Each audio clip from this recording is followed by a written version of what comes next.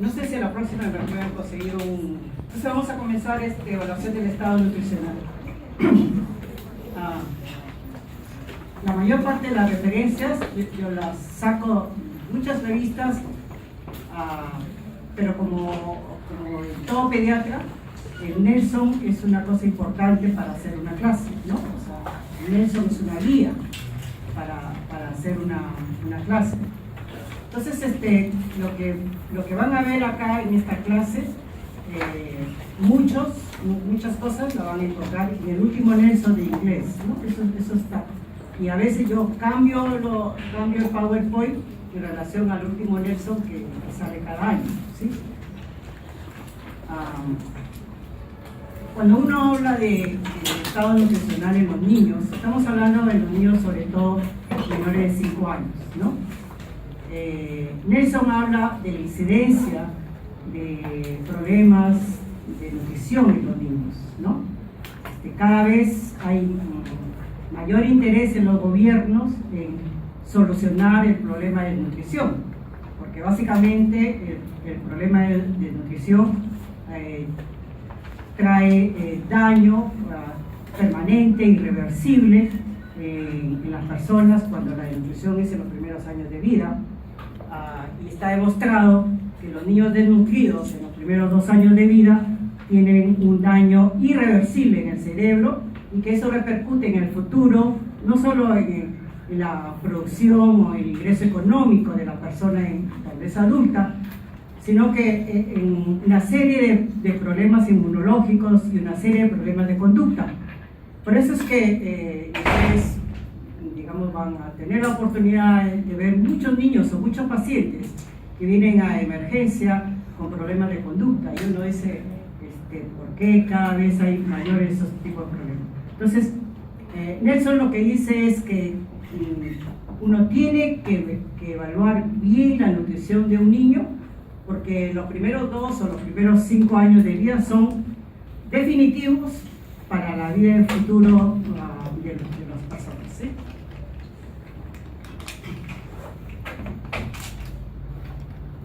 Entonces vamos a hablar primero de patrones normales y después hablaremos un poco de factores de riesgo, sobre todo qué pacientes uno debe tener en cuenta para evaluarlo y hacerle un seguimiento de forma continua y evitar que ese niño tenga daños irreversibles en el futuro.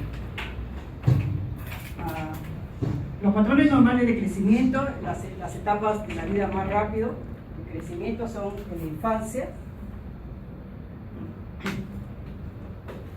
En la infancia, lo que está demostrado es que los primeros 2 años de vida se adquiere el 60% del crecimiento global de una persona, el 60%. La otra es, la otra etapa de vida de más rápido crecimiento es en la adolescencia. Y vamos a ver cómo en estas etapas, cómo la ganancia de peso y talla es mucho mayor que en cualquier otra etapa de la vida, ¿no? O sea, por eso es que Nelson dice que el 60% del peso global lo adquiere una persona hasta los 2 o 3 años de vida.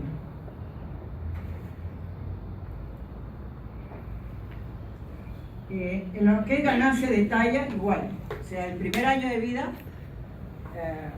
generalmente los niños nacen con un promedio de talla de 50, ¿no? La mayoría de los niños normales, eutróficos, nacen con una talla de 50. Y el primer año sube 25, el segundo y tercer año por año, en el preescolar 6, y en la adolescencia igual, vuelven a subir a 6 a 8 por año, centímetros por año. Entonces, en la infancia y la adolescencia es donde más ganan peso y donde más ganan talla. En lo que es peso, el primer año suben 7. Y no hay, y hasta ahora yo veo alumnos en las prácticas que comienzan con la regla antigua, ¿no? De que el primer año es peso por 3, el segundo año, no sé, lo multiplican por 2 más 8. Eso ya pasó en la historia, así no es el crecimiento adecuado de un niño, ¿no? O sea, hay conceptos que van cambiando, ¿no? Lo que dice es que la ganancia de peso, independientemente que sea un prematuro o un niño a término, la ganancia de peso es el primer año de vida de 7 kilos. Por ejemplo, si una criatura nace con un kilo al año, uno esperaría que tenga 8 kilos, pero no el triple de uno, ¿no? O sea, la regla de peso por 3 no funciona en los prematuros, ¿no? O sea, imagínense que un prematuro que nazca con 1 kilo y al año va a tener 3 kilos, eso es un desnutrido severo, ¿sí? El preescolar y escolar ganan 2.5 y en la adolescencia igual, ganan mucho más, ¿no? Entre 4 y 6, 8 kilos por año.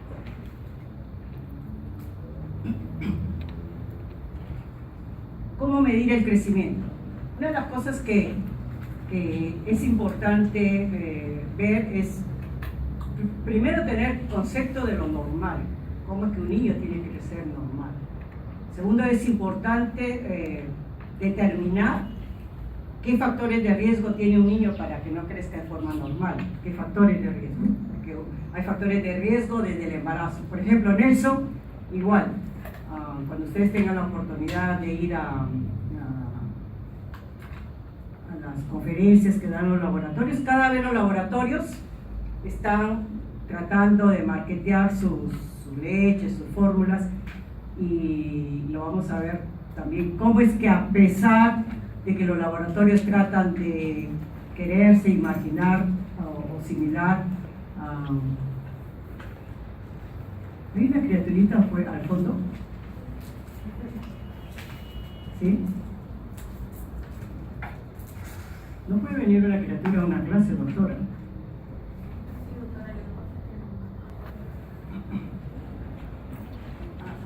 Al final de la clase tendría que elaborar yo con usted, doctora, ¿sí?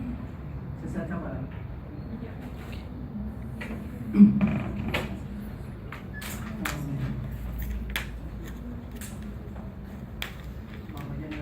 Bueno,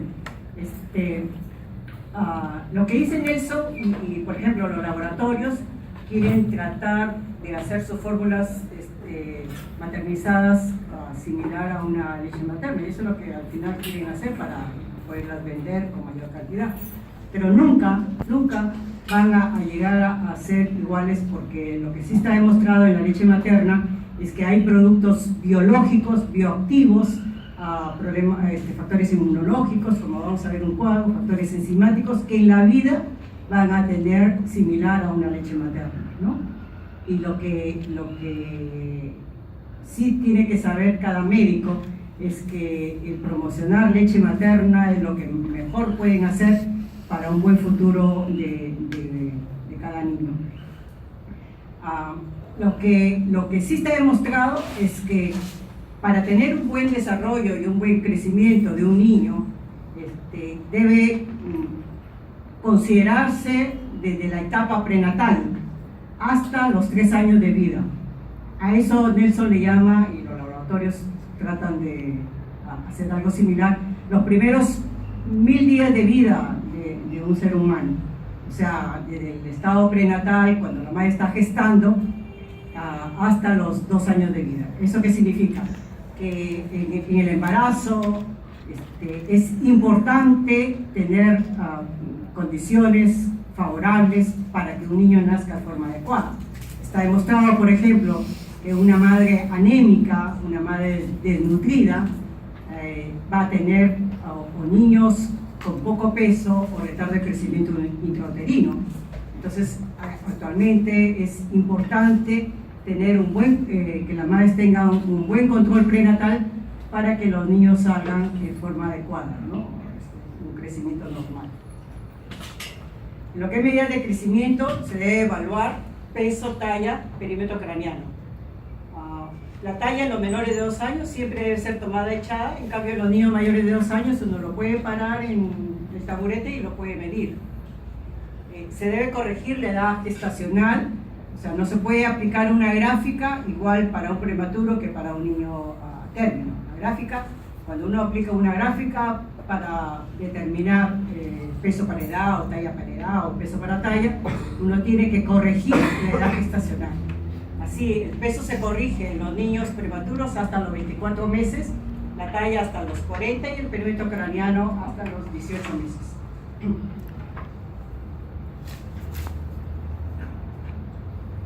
Acá hay varios datos importantes que es necesario saber, porque cuando un niño llega a consulta externa, cuando un niño lo ve por primera vez en consulta externa o en emergencia, uno puede, solo viendo a la criatura, uno puede decir que puede tener problemas. Por ejemplo, si una criatura viene a consulta externa y uno de arranque le ve que es microcefálico, porque eso es llamativo, ¿no? Una criatura de 6 meses que tiene la cabeza chiquitita, uno dice, ¿qué pasó? Entonces, cuando uno ve una criatura de 6 meses con microcefalia, lo primero que uno tiene que pensar es un problema neurológico, ¿no? O sea, problemas de enfermedades intrauterinas, tóxicos maternos, madre que fuma, madre que consume drogas, intoxicaciones, infecciones virales durante la gestación, patologías que condicionan que el desarrollo cerebral no es adecuado, ¿no? Entonces el niño nace con microcefalia. Cuando el niño al nacer tiene un peso, una talla normal, pero primero, cuando disminuye primero el peso, después la talla y después el perímetro craneano, cuando hay esa secuencia, lo que uno tiene que saber o decir es que el niño no tiene una ingesta nutricional adecuada. O sea, primero baja el peso, segundo la talla y al final la perímetro craneano. Cuando el niño nace normal, ¿no? Al nacer nace normal, pero hay disminución de peso y talla simultáneo antes de los 2 años y luego la velocidad es normal después de los 2 años, nos dice en ese caso que hay un problema genético o un retardo de crecimiento. O sea, el niño nace normal, pero ya antes de los 2 años ya hay un retardo de crecimiento en peso y talla, pero después de los 2 años sigue un percentil normal. Los niños cuando nacen crecen con la velocidad de crecimiento, la mayoría están en un determinado percentil, llámese 50, 75. Pero a partir de los 2 años el niño ya clasifica para determinado percentil, ¿no? O sea, antes de los 2 años puede subir o bajar, pero después de los 2 años ya se estabiliza en un determinado percentil. ¿Sí?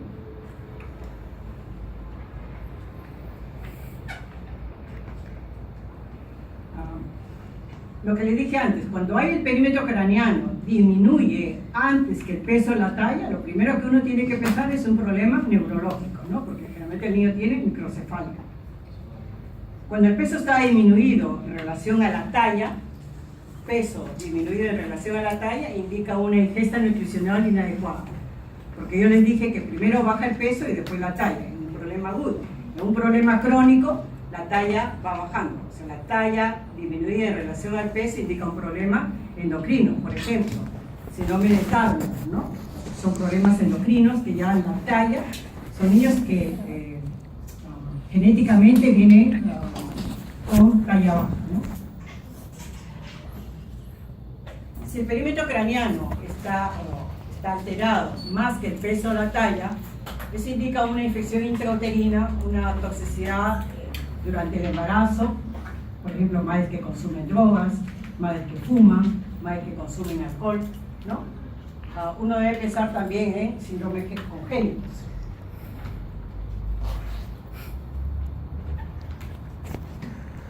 Entonces, hay artículos que se refieren, cuando uno evalúa la nutrición de un niño, ve por qué ante determinadas circunstancias el niño no crece en forma normal.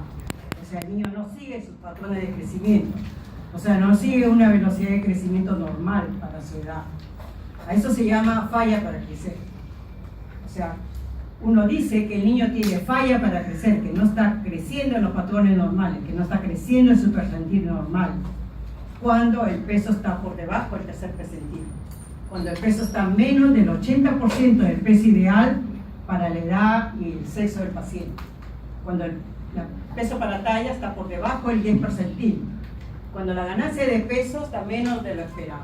Por ejemplo, este es un dato que yo a los residentes incluso les trato de exigir que lo aprendan o lo sepan. ¿Por qué? Esto, por ejemplo, tenemos un problema en los niños prematuros que llegan a ser hospitalizados, ¿no? O sea, hay niños prematuros o niños desnutridos o niños que reciben la lactancia materna un mes y después le dan fórmulas. Entonces, cuando uno recibe a un niño 8 o 9 meses y uno lo ve con peso bajo, uno tiene que hacer el cálculo de cuál es el peso esperado para esa edad, ¿no? O sea, ahí no hay fórmula ni regla. Uno tiene que más o menos hacer el cálculo de acuerdo al peso esperado para la edad que tiene, ¿no? Entonces uno debe saber que en los primeros 0 a 3 meses el niño gana entre 20 y 30 gramos por día, ¿no? Entonces, si tiene 2 o 3 meses, uno tiene que sacar el cálculo de cuál es el peso esperado para la edad que tiene el paciente. Entre los 3 y 6 meses el niño debe ganar 18 gramos por día. Entre los 6 y 12 meses debe ganar 13 gramos por día. Y entre el 1 y 3 años debe ganar 9 gramos por día.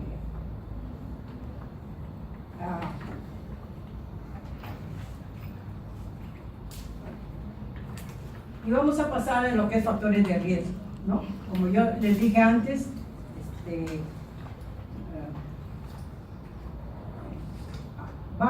varios actores, entre ellos Nelson, hacen mucho hincapié en lo que es los primeros días de vida de un ser humano, ¿no?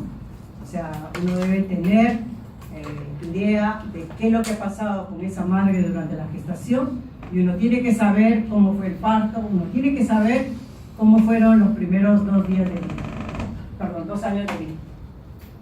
Entonces, en la etapa prenatal, o sea, ¿cuáles son los factores de riesgo? ¿Por qué un niño puede no crecer en forma adecuada? ¿Por qué un niño puede llegar a ser desnutrido? ¿Por qué un niño puede nacer mal? Cuando el niño tiene tóxicos teratogénicos, ¿no? O sea, sobre todo madres que consumen drogas, ¿no? Síndromes congénitos como niños que nacen con síndrome de Torch, ¿no? Que pueden tener toxoplasmosis, rubiola, ¿no? O sea, son niños que pueden tener problemas congénitos. Problemas neonatales básicamente son problemas de lactancia, ¿no?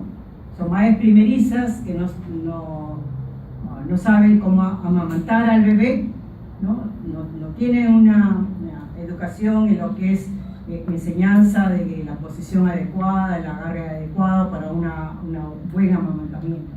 Entonces es un factor de riesgo, y eso generalmente uno lo puede corregir en consulta externa, en emergencia, ¿no? Sobre todo en las madres primerizas. Uno tiene que enseñarle a las madres cómo amamantar en forma adecuada a un bebé. O son madres adolescentes, ¿no? Que no les importa o no tienen mayor interés en cómo educar porque son criaturas, son adolescentes de 15, 16 años que tienen su primer bebé y no saben cómo alimentar a un bebé. Entre los 3 y 6 meses hay igualmente problemas de alimentación, de lactancia y sobre todo si la madre comienza a dar fórmula. Por ejemplo, lo que idealmente uno debería enseñar o educar a una madre que le dé lactancia materna exclusiva hasta los 6 meses. Acá en Perú hay estudios que demuestran que acá en Perú más o menos el 50% de las madres dan lactancia materna exclusiva hasta los 6 meses, y es bastante en relación a otros sitios. Pero acá en Perú lo que se ha tomado es todo, ¿no? No solo costa, sino sierra y selva. Entonces, aparentemente lo que sucede acá en Perú es que cada vez los médicos o las enfermeras tratan de inculcar mejor los beneficios de lo que es lactancia materna exclusiva. A los 7 y 12 meses el niño ya comienza lo que es papillas. Entonces ahí vienen los problemas, sobre todo de las personas que le comienzan a dar comida. Muchas veces la madre trabaja y se queda con personas que le dan de alimentar, y a las niñeras no les importa si comen o no comen. Entonces, y sobre todo cuando el niño comienza recién ¿Puede despertarlo el doctor? Doctor, si se va a dormir, salga. Si se queda acá, tiene que estar despierto. ¿Sí? A los 7-12 meses, el niño comienza recién a las papillas y lo que tiene y comienza con los nuevos sabores. Entonces puede haber problemas de alimentación en los niños lactantes. Hay introducción retardada de los sólidos, intolerancia a las nuevas comidas. Y en los niños mayores de 12 meses, igual. Ahí viene el conflicto entre la persona que le da de comer o problemas de los niños que no tienen un ambiente adecuado para comer. Por ejemplo, no debería darse de comer en un dormitorio, no debería darse de comer con un niño viendo televisión, ¿no? Entonces, uno debería preparar el ambiente de forma adecuada para que el niño pueda ingerir en forma buena. Y el otro gran factor importante son los factores psicosociales, ¿no? Está demostrado, por ejemplo, que los niños que viven en un ambiente en el cual hay violencia, hay agresión, hay conflictos, no hay una buena relación, incluso entre el padre, la madre y el niño, la ingesta de nutrientes no es adecuada. O cuando hay la muerte de un familiar, un divorcio. Entonces, todas esas cosas o factores ambientales o factores psicosociales influyen mucho en la ingesta adecuada de nutrientes para un lactante.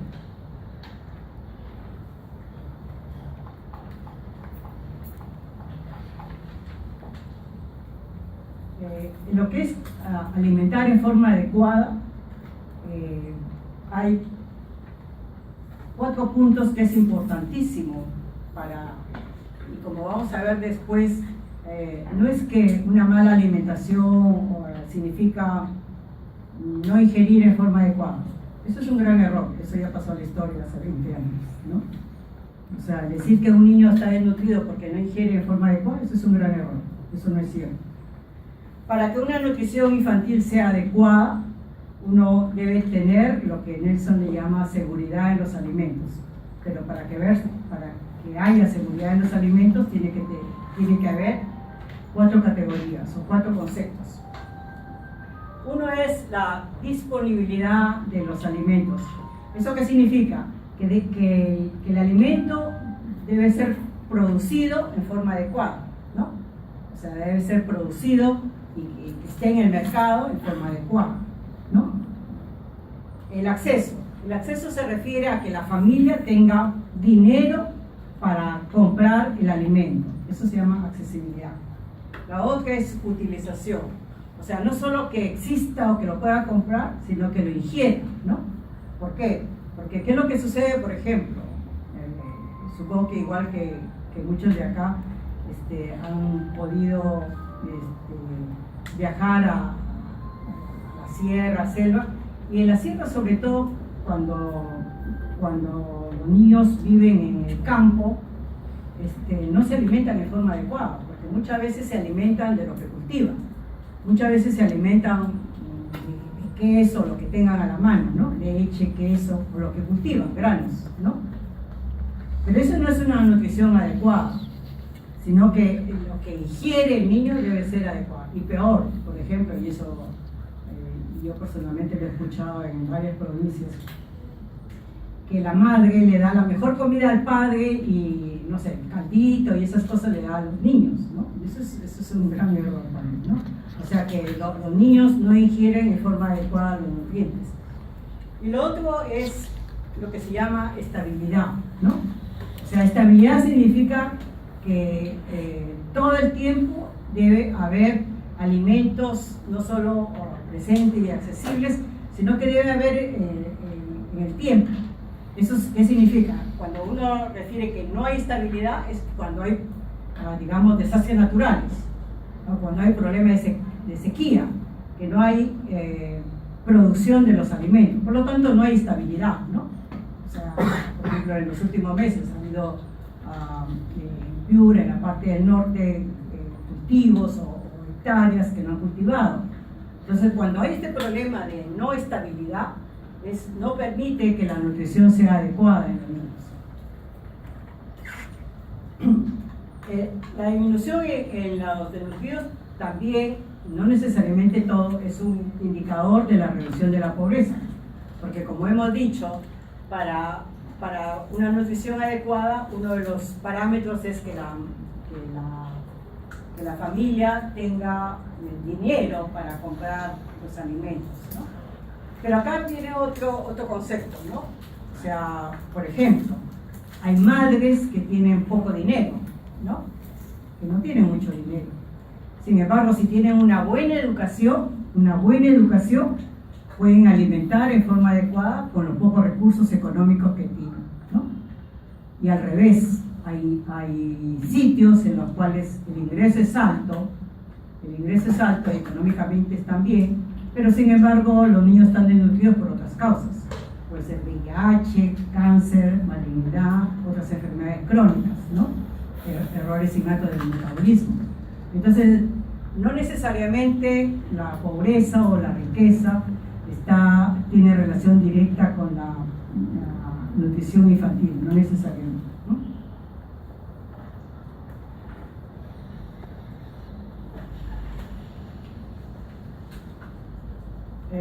Para poder evaluar la nutrición de un niño, una de las cosas importantes es saber qué cosa come, ¿no? Saber cómo se alimenta.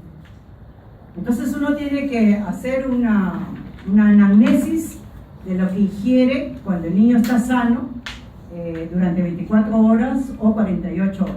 Entonces uno tiene que comenzar, ¿no? Desde que se despierta el niño, ¿qué cosas se alimenta? Se alimenta de pecho, le dan fórmula y así ir avanzando a media mañana, en el almuerzo, a media tarde, en la cena y al dormir. O sea, uno tiene que saber qué cantidad y qué calidad de alimentos le da, ¿no? Y la otra cosa importante es quién le da de comer, ¿no? ¿Quién le da de comer? Si es la niñera, si es la mamá, si es el papá, si es la abuela. O sea, uno tiene que saber cuál es la relación entre la persona que le da de comer y el bebé. Uno tiene que saber, por ejemplo, preferencias en la comida, ¿no? Si el niño tiene náuseas, si no le gusta determinado alimento, si es que ingiere mucho jugo de frutas. Por ejemplo, una de las cosas que hacen mucho daño en los niños pequeñitos es darle alimentos muy azucarados. ¿A qué se refiere con eso? O sea, jugos muy azucarados, ¿no? O panes muy azucarados. Y vamos a ver, por ejemplo, que antiguamente se ponía una pirámide como una forma o una guía de cómo alimentar a un niño. Sin embargo, actualmente ya no se acepta esa imagen, no se acepta ese formato, ¿no?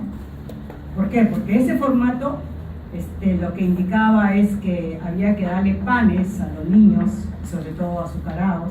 Eso se ha quitado en el ejemplo que les voy a dar después. Y otra de las cosas que se ha quitado son los jugos azucarados, ¿no? Otra cosa que hay que preguntar es qué tipo de dieta, ¿no? Porque hay niños o familias vegetarianas, ¿no? O sea, que nunca comen carne, otros comen, no toman ni leche, ni productos lácteos. O sea, ¿y por qué? Porque las personas que tienen dieta vegetariana y le inculcan eso a los niños, tienen posteriormente déficit nutricional, sobre todo con aminoácidos esenciales, como ácido linoleico y ácido linoleico. Entonces, si es que tiene dieta vegetariana, uno tendría que decir a la madre que tenga mucho cuidado y en tal caso darle suplementos a los niños, ¿no? Otra cosa que hay que preguntar y es los estresores psicosociales, si es que existen en la familia, ¿no? Sobre todo el estado emocional de la que cuida y alimenta al niño. Y también el otro problema que hay que investigar es la accesibilidad, los conceptos de seguridad en lo que es la comida. ¿Cuándo evaluar a un niño? ¿Cuándo evaluar? Igual, acá, por ejemplo, ese slice está mal. Si se lo aprenden de memoria, eso está mal, ¿no? Eso, no es que esté mal, está incompleto. O sea, le faltan cosas. ¿Por qué? Porque como yo he dicho, cuando uno evalúa el estado nutricional de un niño, tiene que ver por qué el niño o qué factores tiene para que no crezca en forma adecuada, ¿no? Qué factores de riesgo, en qué percentiles está, y ver por qué el niño no crece en forma adecuada. Entonces, cuando uno dice que un niño no crece en forma adecuada y se le llama como falla para crecer en forma adecuada, un concepto, un criterio importante es que el niño esté por debajo del tercero o 5 percentil de peso para edad, ¿no? Ese es un concepto importante. El otro concepto es cuando el niño tiene, y hemos dicho ya antes, que tenga menos del 80% del peso ideal para la edad del paciente, ¿no? La edad de exceso del paciente.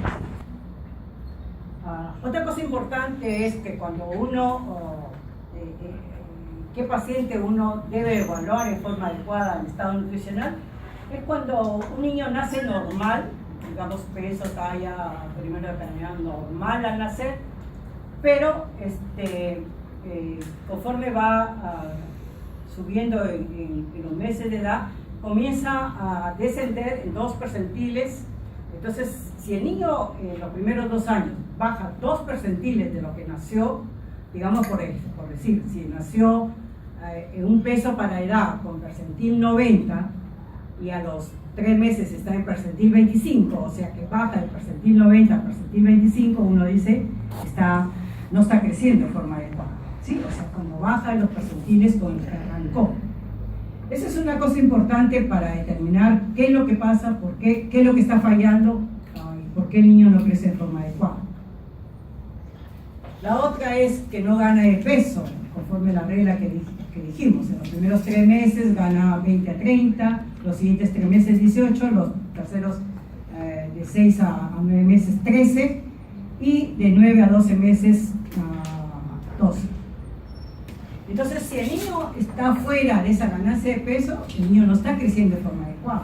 Por lo tanto, es una de las indicaciones para hacer una evaluación nutricional y ver por qué no crece de forma adecuada. Por lo tanto, cuando uno tiene que hacer una evaluación en todos los conceptos que yo les he dado y que acá están indicados también. Por ejemplo, el niño que tiene peso para talla menor del 10 percentil, uno sabe que es una malnutrición aguda y por lo tanto uno tiene que buscar cuáles son las causas. Cuando el niño tiene un problema de talla para edad menor que el 10 percentil, tiene un problema crónico, ¿no? Talla para edad, problema crónico. Y cuando el peso para talla es mayor del 90 percentil, el niño está en riesgo de obesidad.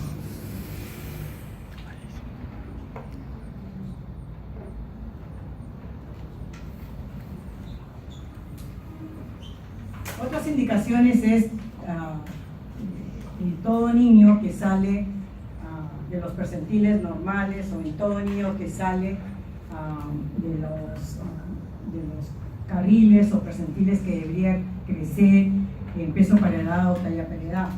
En todo niño mayor de 2 años con una alteración en ganancia de peso o talla durante los 6 meses o 1 año, uno debe comenzar a preguntar por qué es que no crece en forma adecuada, ¿no? En todo prepuber que gana menos de 1 kilo por año, porque hemos dicho que el prepuber gana 3 kilos por año por lo menos, ¿no? Y el adolescente, el puber, que gana menos de 1 kilo cada 6 meses, es un paciente que no está creciendo de forma adecuada.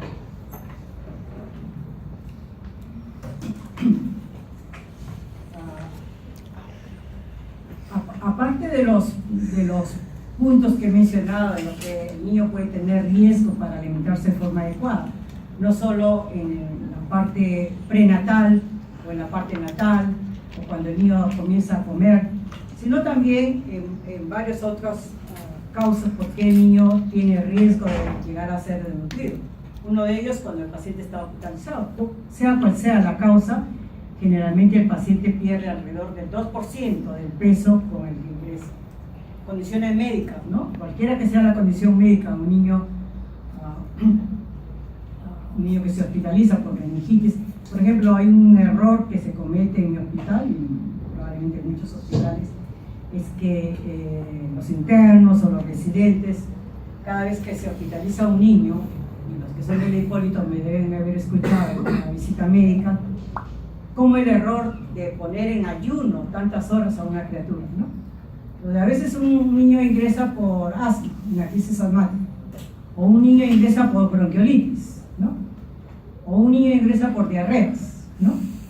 Criaturas que vienen, por decir, el día anterior a las 5 de la tarde, lo hospitalizan en la noche y no le dan de comer hasta el día siguiente que a alguien se le ocurre darle de comer. Y los niños se mueren de hambre tantas horas, ¿no? Porque una bronquiolitis no es para tenerlos en ayuno tantas horas. Incluso la diarrea. Está demostrado, por ejemplo, que los niños que ingresan deshidratados por diarrea, lo que dicen las guías es que máximo uno debe tenerlos en reposo gástrico 4 horas. Después de 4 horas uno está obligado a darles comida, porque la misma comida hace que el niño tenga una mejor renovación del epitelio intestinal. Por lo tanto, no hay ninguna indicación, salvo que el niño pues esté en UCI, o tenga una meningitis, o tenga una enfermedad grave, ¿no? Si no fuera así, uno no tendría por qué ponerlo en reposo gástrico tantas horas. Los otros son los hábitos alimenticios, ¿no? Y eso se ve más, bueno, incluso acá en la costa, ¿no? Incluso en Lima, ¿no? Hay madres primerizas que si la abuela o la suegra le dice que la sopa, ¿no? La sopa o el caldo es mucho más alimento que un arroz, bueno, las primerizas le hacen caso. O las madres que viven bajo el techo de una suegra, ¿no? Lo que deben hacer es, les hacen caso y lo que hacen es alimentarlos de forma inadecuada. Conducta de la alimentación, ¿no? Eso se ve, por ejemplo, más en los niños que la madre les dan comida rápida, o los adolescentes que tienen problemas de conducta alimentaria. Y niveles de actividad, ¿no? Lo que Nelson dice es que ¿por qué la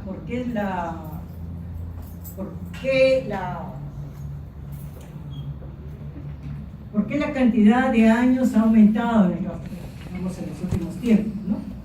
Por ejemplo, antes se decía que la mayor parte de la gente se moría a los 70 años. Ahora la longevidad ha aumentado a 80, 90 años. Entonces, ¿por qué ha sido eso? Lo que dice Nelson es que ¿por qué la gente vive más tiempo, ¿no? Lo que dice Nelson, o su hipótesis, es que este cambio en mayor años de vida que uno tiene es porque ha cambiado el tipo de alimentos, ¿no? O sea, los hábitos alimentarios han cambiado, ¿no? De los hábitos alimentarios antiguos se ha cambiado al estilo de vida en el occidente, en el occidental, ¿no? Y se ha disminuido el número de infecciones, ¿no? Se ha controlado mejor las infecciones. Pero por otro lado, debido a la falta de actividad o debido a la presencia de enfermedades no comunicables o no infecciosas, es que ha aumentado en los últimos años mayor incidencia de diabetes, mayor incidencia de obesidad, mayor incidencia de enfermedades cardiovasculares, ¿no? Entonces, lo que dice Nelson es que ¿por qué uno vive más? No solo el cambio de nutrición, sino el cambio de estilo de vida, ¿no? O sea, actualmente la gente no hace tanta gimnasia, no hace tanta actividad, está más todo el tiempo con los aparatitos, o no hace gimnasia, o hay menos enfermedades infecciosas, pero han aparecido mayor enfermedades no comunicables como diabetes, infartos y obesidad, ¿no?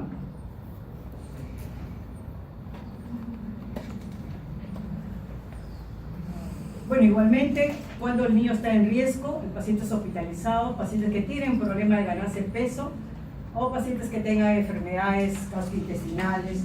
Por ejemplo, hay niños con problemas ya congénitos o problemas que tienen, lo que vemos por ejemplo en mi hospital es que los niños que tienen parálisis infantil cada vez tienen mayor de sobrevida, ¿no? Por ejemplo, en mi hospital tenemos niños que llegan al año 3 o 4 veces a ser hospitalizados. Niños con parálisis cerebral, 3 o 4 veces que son hospitalizados. ¿Por qué? Porque los niños con parálisis cerebral, la mayoría tiene enfermedad por reflujo, la mayoría tiene convulsiones, la mayoría no se alimenta, la mayoría tiene retardo psicomotor, la mayoría tiene neumonías aspirativas, pero sin embargo, a pesar de todos esos problemas, cada vez hay mayor forma de tratarlos y los niños van sobreviviendo, ¿no? Por ejemplo, los niños que tienen encefalopatía y tienen enfermedad por reflujo, o los niños que se aspiran, ingresan, o los niños que por enfermedad de reflujo tienen SOP recurrente, que es una de las causas de SOP recurrente, o sea, son niños que son hospitalizados constantemente durante un año, ¿no? Y siguen viviendo. Nosotros tenemos niños pues, de 12 años, 13 años, que nacieron tuvieron parálisis infantil y siguen yendo a un hospital, ¿no? Entonces son pacientes que pueden tener enfermedades anatómicas, orgánicas, enfermedades cerebrales que hacen que tengan problemas de malnutrición, que no se alimenten en forma adecuada. Enfermedades febriles recurrentes como tuberculosis, ¿no? Brucela, problemas malignos, ¿no? Por ejemplo, niños con leucemia son niños que están en riesgo de malnutrición.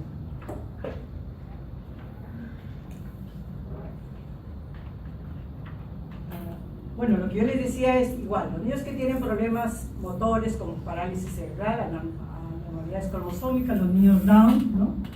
O sea, todos los que han visto los niños Down en un hospital, la mayoría son desnutridos, la mayoría de los niños con Down, ¿no? O sea, o tienen retardo de desarrollo psicomotor, o tienen enfermedad por reflujo, o tienen cardiopatía, o sea, todas esas condiciones en un niño con Down, todas esas condiciones hacen que el niño no se alimente de forma adecuada, es un niño generalmente, son niños desnutridos, ¿no? Que tienen infinidad de problemas, ¿no?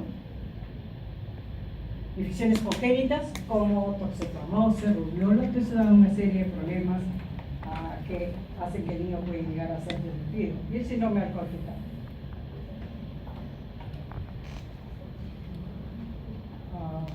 Bueno, por ejemplo, esto hay que cambiarlo, ¿no? Como yo les decía, para que un niño llegue a ser nutrido de forma adecuada, no es el resultante de la ingesta, ¿no? O sea, vamos a ver un cuadro como, probablemente en la clase de mañana, cómo existen muchos factores que condicionan que el niño llegue a no ser alimentado de forma adecuada, y no necesariamente solo que la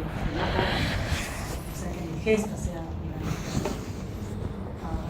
En una evaluación uno tiene que hacer una historia médica, una anamnesis, tiene que hacer un examen físico, incluyendo peso, talla, perímetro craneano y pliegue cutáneos, ¿no? o perímetros braquiales, que son signos importantes como un niño puede llegar a ser desnutrido. Y exámenes de laboratorio que en realidad para hacer una evaluación no ayuda mucho, a no ser que el niño tenga una patología importante, ¿no?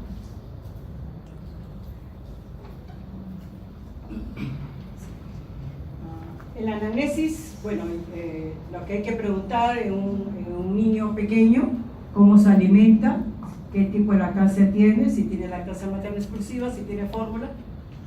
Y los niños mayores igual, qué tipo de comidas, cantidad y calidad sobre todo. Y en los adolescentes si tienen un problema de trastorno de conducta alimentaria.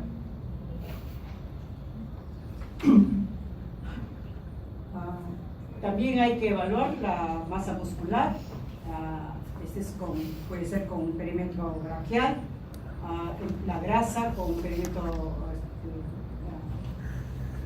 y la antropometría, peso, talla, circunferencia braquial y los pliegues cutáneos. Esto sirve para determinar la obesidad, ¿no? Eso es importante para lo que es obesidad, los pliegues cutáneos.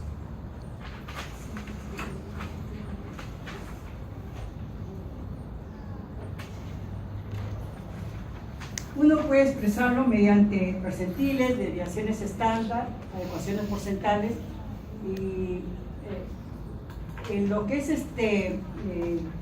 las gráficas, lo que sí está recomendado es que las mejores gráficas para evaluar el estado nutricional de un niño, en lo que es percentiles, de peso para edad, talla para edad o peso para talla, lo que sí recomienda es que en los menores de 2 años uno debe usar la gráfica de la Organización Mundial de la Salud. Sin embargo, en los niños mayores de 2 años hasta los 20 años, lo que ellos recomiendan es la gráfica del CDC. ¿Por qué? ¿Por qué esta diferencia? Cuando se establecieron la gráfica de la Organización Mundial de la Salud, que salieron en el 2007, se escogieron países de diferente condición económica. Por ejemplo, se escogió India, se escogió Ghana, se escogió Brasil, se escogió Estados Unidos. O sea, económicamente India son totalmente diferentes a los Estados Unidos. Pero ¿cuál es lo que todos los países estos tenían en común? Todos los países que tenían en común era que se escogieron a niños alimentados de forma adecuada, ¿no? Hasta los 2 años, que incluía niños que tenían lactancia materna, cosa que no se tomó en cuenta en los pacientes cuando se hizo la gráfica del CDC. En la gráfica del CDC solo se escogieron niños de Estados Unidos y Canadá, por lo tanto tiene un sesgo importante. De ahí que se recomienda que para los niños menores de 2 años uno debe usar la gráfica de la Organización Mundial de la Salud, y en los niños mayores de 2 años la gráfica del CDC. ¿Sí?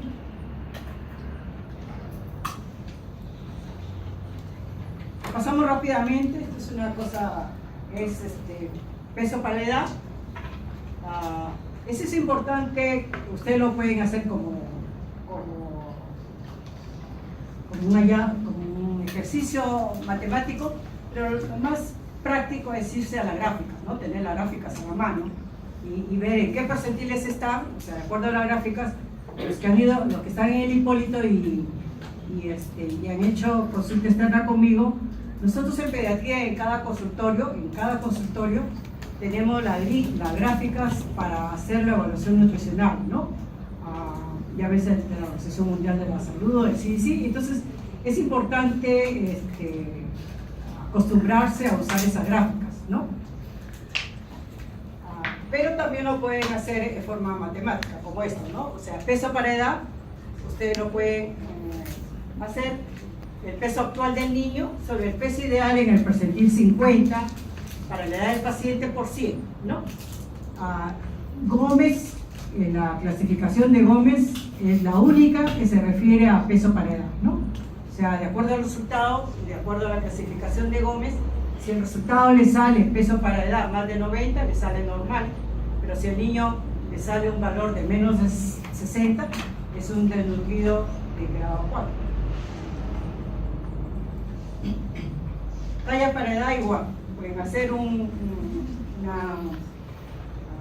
operación en la cual la talla actual del paciente en el momento del examen sobre la talla ideal en el percentil 50 para la edad del paciente por 100, ¿no? Y de acuerdo al resultado, ustedes tienen que si es mayor de 95 es normal y si es menos de 85 es un desnutrido crónico severo.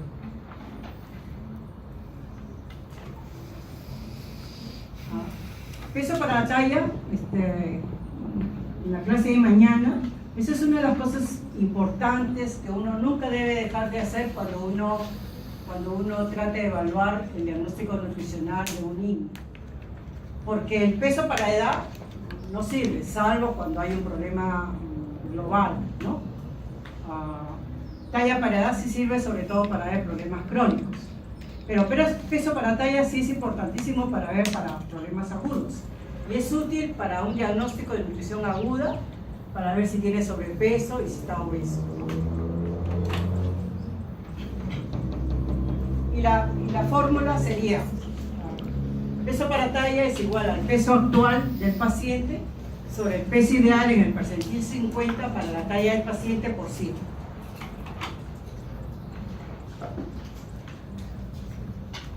De acuerdo a los resultados, tenemos si el peso para talla es mayor de 120 es obeso y si es menor de 70 es desnutrido agudo severo.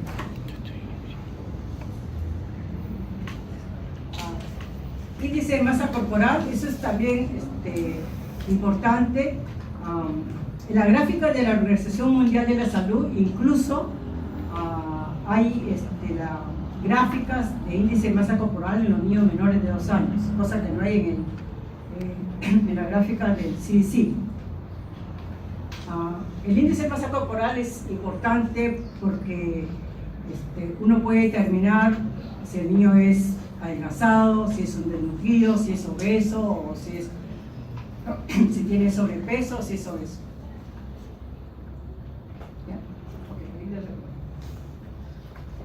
Entonces, es peso sobre talla en metro cuadrado, ¿no? Y la circunferencia braquial, ese es un parámetro importante, sobre todo en los menores de 4 años, y se usa tanto para hombres y para mujeres, o sea, no hay diferencia, los valores son iguales para hombres y para mujeres. Los pliegues cutáneos, como dije, es un indicador de masa grasa, que sirve sobre todo para determinar obesidad. Y acá está lo que uno debe tener también a la mano en la clasificación. Gómez lo único que hace es clasificar de acuerdo a peso para edad, y de acuerdo a los valores uno puede saber si es desnutrido leve, moderado o severo. En cambio, Waterloo usa peso para talla, usa talla para edad, o sea, tiene más parámetros, ¿no? Adelgazamiento cuando el peso para talla está de acuerdo a las desviaciones estándar. Entonces puede tener un desnutrido moderado si está entre -2 y -3, pero si es severo está por debajo de -3, cuando el valor de Z o de desviación estándar está por debajo de -3.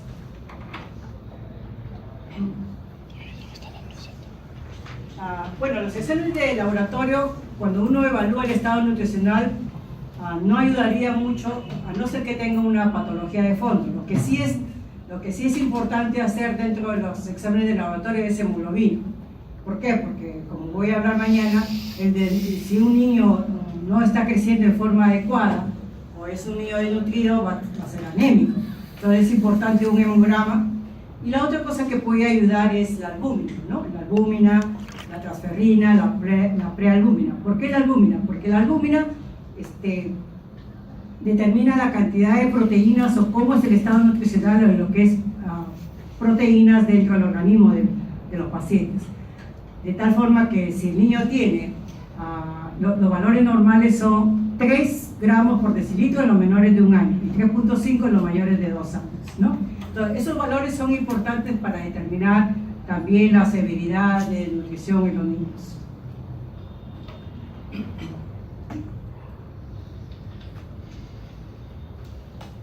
Creo que me faltan 2 o 3 láminas y termino. Cuando uno habla de nutrición adecuada de un niño, lo primero que tienen que promover es una lactancia materna exclusiva, ¿no? Promover una lactancia complementaria, promover la ingesta no solo de macronutrientes, sino sobre todo micronutrientes. En los últimos años, los micronutrientes cada vez son más veces mencionados, en el sentido que el hierro, y lo voy a ver de repente mañana con mayor extensión, el yoduro, está demostrado que tiene una ligación directa con retardo mental. Por eso es que a nivel nacional se usó las sal yodadas, ¿no? Y eso ha evitado que muchos niños tengan retardo mental. Y hay una relación directa entre lo que es déficit de yoduro y el índice de coeficiente intelectual.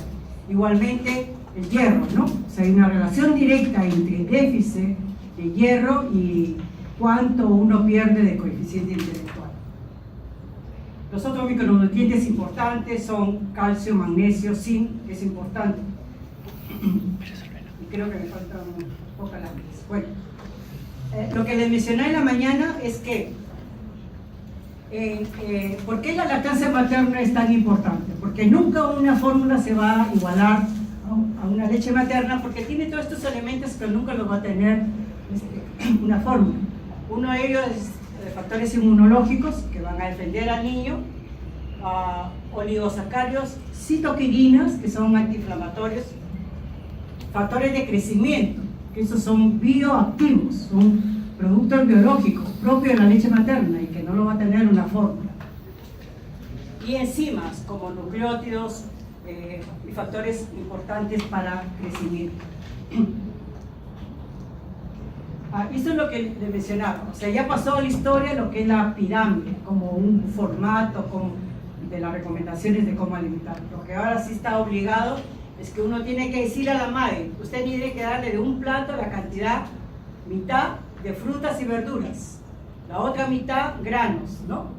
O sea, arroz, maíz, trigo y proteínas. Pero si ustedes ven, esta mitad es poca proteínas y más granos. Y la otra cosa son los productos lácteos, que también siguen importando. ¿Qué cosa se ha quitado acá de lo que es mi pirámide? Se ha quitado los granos y se ha quitado los arrozos. Acá creo que terminamos. Estas son las gráficas que tienen que acostumbrarse a usar. ¿Okay?